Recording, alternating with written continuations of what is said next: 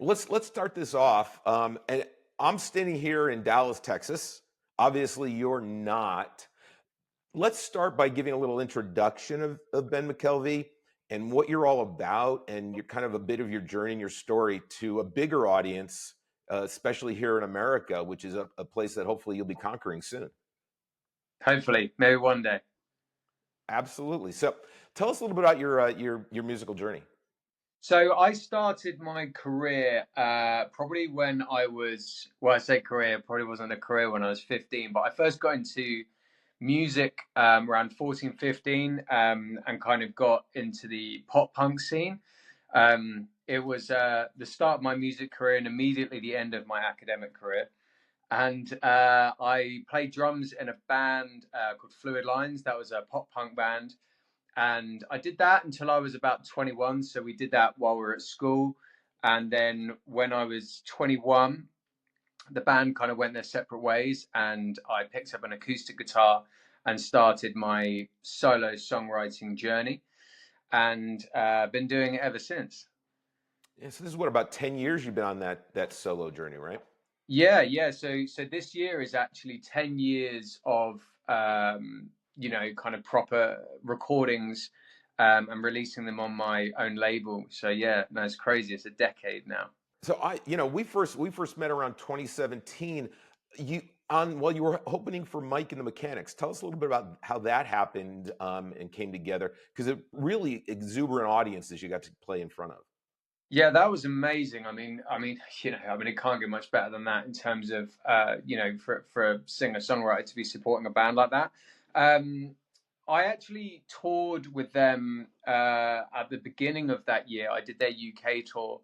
So we did, I think it was 6 weeks on the road around UK and Ireland, including playing at the Royal Albert Hall, which was just, you know, I felt very kind of, well, obviously honored, but also I couldn't help but thinking I was probably the worst musician that's ever played there. At the time, I was kind of like, wow, I don't feel like I've cut my cloth that much yet, but an amazing opportunity. And then from that tour, I think it was when I was on that tour, they announced that they were going over to Europe, and then invited me out to open the shows out there for 4 weeks across Europe, which is incredible. After that, we all went through the pandemic together. And Mm. here's something that I like to learn from musicians. It impacted us all differently, right? Everybody has kind of their story. Being a musician who's, you're in lockdown, you've got your music, you've got your thoughts. How did the pandemic influence the music you started writing for? That ended up, I think it's on your Fully Restored album. Yeah, I mean, it was obviously a very difficult time for everyone. I felt that anyone that was working in the events industry got hit probably the hardest with that. And I felt that the music industry was pretty much the only industry that didn't actually get any help whatsoever in that time. And I've still got a bit of a chip on my shoulder about that because it wasn't just musicians. Obviously, like crew and anyone working in the touring world just got hammered and kind of left out on their own, and a lot of people never recovered from that. There was managers and touring agents and stuff that I was working with that never went back to the music industry after that. So it was a very difficult time. And after the pandemic, I felt like I had to kind of start again. But what it did do is it helped me get my business brain on even more so. I like to think I've always been fairly switched on with the business side of music because essentially you're self-employed. So it's, you have to make things happen for yourself. I've never had a manager or been on a label. I've done everything myself always. Um, so it was a tough time, but what I did do in that period was I actually set up a fan club subscription kind of business, so like a kind of fan funding platform, which is still going today. That helped me keep going through the pandemic, and then afterwards that kind of grew, and then fortunately I got back out onto the road and did some touring and all that kind of stuff. So I guess that I got that out of it. But yeah, it was tough, man. It was tough. Did it impact kind of the your writing process, or the the topics that you chose. I mean, also during that, I think just before the pandemic, he became a father. Those are pretty big life impacting scenarios. Did those have an impact on your perspective of writing and kind of the topics and things? Because prior to that, Life and Love in England, Wild Child, very self-descriptive types of albums. A Mm. lot of emotional background on your life. How did those two things impact your creativity? Yeah, I mean, yeah, I mean, for me, it was tough. Like, obviously, all the touring world shut down, which was my livelihood, and then I became a dad basically at the same time. So, all of a sudden, I was out of work with a baby to look after. Um, I wouldn't say that it really impacted like the topics of my songs that much, because I've always just written a song that I like to write, and most of mine have been, they might be based on true events that either I've gone through or someone else, but essentially they're kind of made up. So I don't feel like I changed the way that I write that much, but what it did make me do is realize how short life is, and it made me want to be as creative as possible after that. You've got you mentioned your business side of your brain, and really kind of digging into your business, being self-managed, all that stuff. Tell us a little bit about your record label. So I founded my own label back in 2013. It's called Lower Your Shoulder. And, really it was just a way for me to distribute my own music and to kind of just run it as a business. The main reason why I actually started it was because when I was just, sending out emails to promoters and radio stations and all that kind of stuff to try and get any kind of exposure, any kind of opportunities, I found that I was getting ignored a lot. So essentially, I woke up one day and I was like, well, you know what? If no one's going to sign me, then I'll just sign myself. And then I found that actually approaching the bigger companies and touring, companies and promoters and that kind of stuff, they just seemed to take me more seriously. And I just hid behind a name, and that seemed to work. It's just a bit of blagging it, really. But yeah, no, I'm really proud of releasing stuff, my solo material for the last 10 years, and now I'm getting involved with other acts to build up the label, and then eventually we'll be signing more and more bands, hopefully, and getting them out on tours, and running it like a proper business with things like fan club subscriptions and merchandise and all that kind of stuff. It seems like, and a lot of people, are going to be new to you, and learning about you. You've also extended that brand into what, fitness and clothing, right? Tell me Yeah, about that. so basically, actually, funny enough, in the just before the pandemic hit, my business partner and I, Jake Robbins, who produces all my solo stuff, and he produces my other project, Campaign for Nothing, which we'll chat about in a second. We started designing up some clothes and stuff to put through the label, and then we started getting to fitness and all that kind of stuff. I mean, I'm actually a personal trainer as well, so like I have an online coaching business. So my two passions are music and fitness, and we were just starting to blend them together, and it was going great. And we did this big clothing launch, and then the pandemic hit, and then of course all the factories shut down and all our stock got stuck. And we just filmed like a course, some fitness and stuff, and then of course all the gyms shut down. So we had like, it just, everything just got delayed, and now we feel like everything is finally in the right place. And we've got clothing, on the record label side. We just make stuff that we're passionate about. And with fitness, I do, as I said, online personal training and coaching for people, but we're also moving into training musicians for tours, helping them, maybe cut some weight before they go away, but also how to keep fit on a tour, like their physical and their mental health, because that's something that doesn't really get covered a lot and it's extremely important. So yeah, some really exciting stuff ahead for sure. It sounds like 2024 is going to be a busy year for you. Let's talk about what's coming up in 2024, shall we? You just mentioned Campaign for Nothing. I see you have a new Instagram, so people should definitely be following that.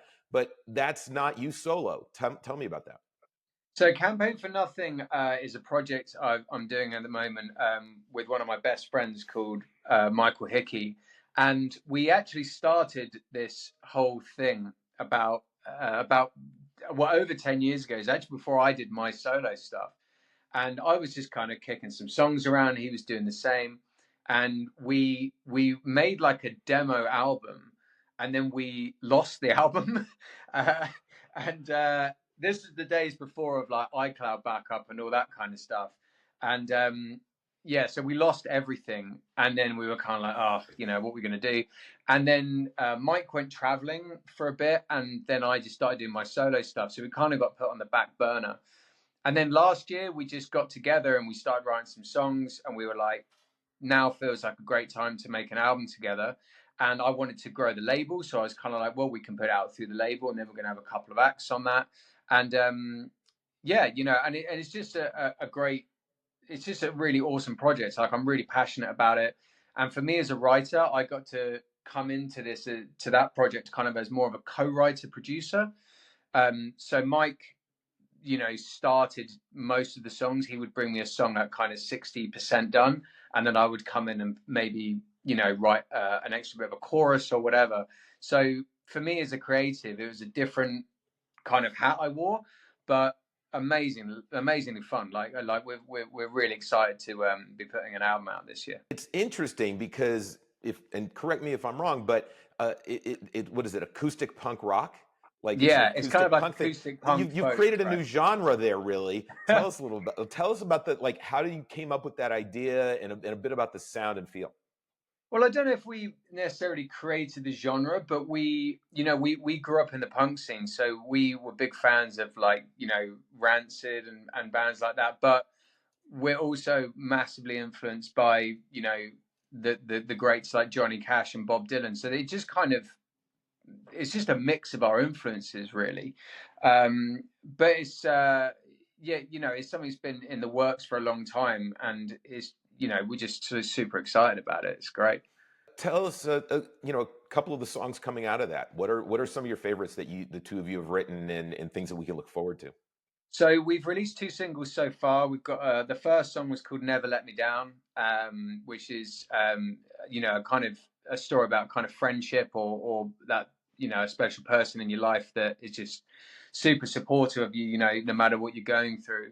And then our second single that's just come out is called "Dreaming and Screaming," and that's kind of about finding yourself in a bit of a bad place, but knowing that you can get out of it. And I guess the whole album to me is just about friendship. It's about surrounding yourself with good people, and no matter what you're going through, you know that you're going to be able to get through it. If you really want to, and you've got good people around you. And that's certainly the way I feel about Mike. He's we've done a lot together. Like, he's one of my best mates, but we've toured together, and we've pulled each other in and out of trouble on multiple times. Growing up. So yeah, I would say that's what the album and the kind of project is dominantly about. And then the next single we've got coming out is a song called "No Bad Blood," which is a bit more of a sad song, but yeah, a really great track. And then the album will be coming out this summer, which is really cool. So that's something new for you because you're working with someone. It's not a solo. Can we expect any solo work this year? So I'm not sure at the moment, to be honest. Like, it's just I just can't get the time like in at the moment. I'm also releasing another project as well, another duo that's more full band and kind of a punk duo that's coming out really soon. We haven't got a date that I can give you for that yet, but we're going to start putting some promo material out over the next week or two. I was actually in the studio just now before this interview, finishing some stuff up. So solo stuff, like in terms of music, I don't know, but I do have two solo headline shows this October, so we're always going to play live. It's just a case of trying to get everything in the diary and getting into the studio. It seems like you're gonna be super busy. Now you mentioned just now that you just come from the studio and you're like me a bit. You'll talk with your hands. It looks like you've got a splint on. What Okay. did you do? And is it the other band members' fault?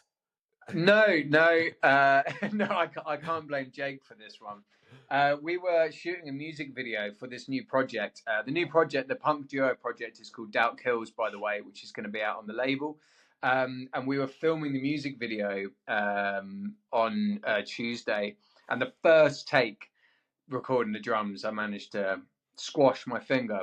Fortunately, it's not broken. It's just some ligament damage. But yeah, that was a trip to the hospital, and I was back the next day for the rest of the shoot. But You're a trooper. it happens, man. Let's talk about a couple of things that I think we will give some insight to people watching this.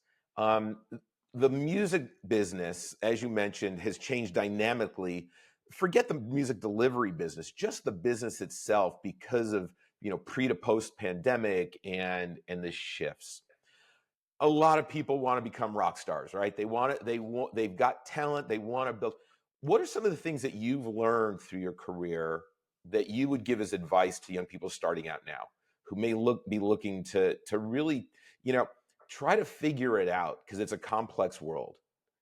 Yeah, I mean, one thing that I've noticed with a lot of creatives, I know a lot of talented musicians that will never do anything because they're way more talented than me in terms of their ability to play, even like writing songs. But it, in my opinion, it really does come down to, and in fact, an agent I'm working with at the moment said this to me a couple of months ago. He said, basically, there are two types of artists, and there's the kind that have a hit and then they're away, and the others are the ones that just keep grafting away and just don't quit.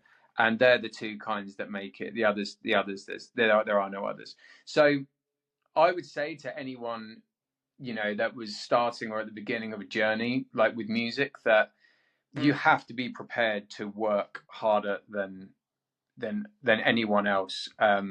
Sorry, you still there? Sorry, I cut out there for a sec.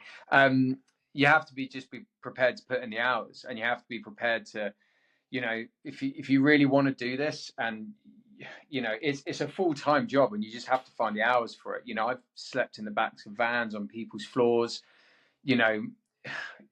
but that to me was all part of it, and it is still part of it.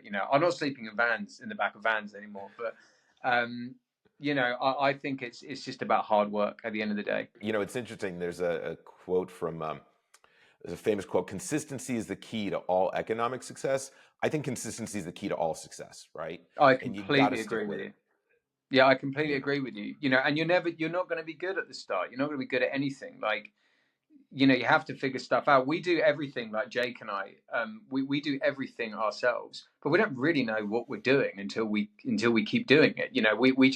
We shot a music video this week. We rented these like amazing lights and this camera. We didn't know how to work it. We just ordered it, arrived, and we went on YouTube and we're like, how do we even turn this thing on?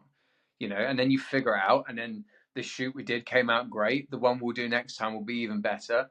We've just started doing a label podcast as well.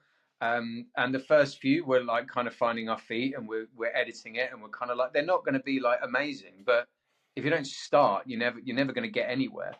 And you just have to be prepared that it's not going to be perfect.